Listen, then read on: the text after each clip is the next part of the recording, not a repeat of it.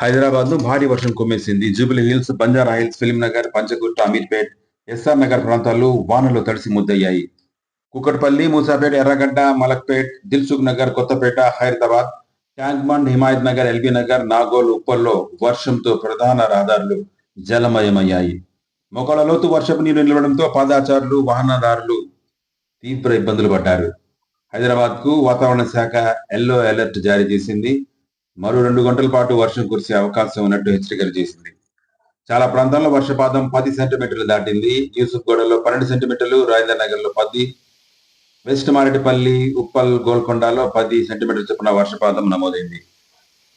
హైదరాబాద్ శ్రీకృష్ణ నగర్ లోని పూర్ణ tiffin centre సందు నిండు కుండలా తయారైంది.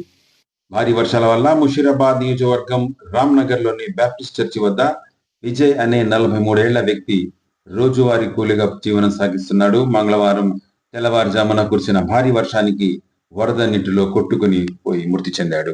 భారీ వర్షాల వల్ల ఎర్రమంజిల్లోని ఓ ఇంటి ప్రహరీ గోడ కుప్పకూలింది.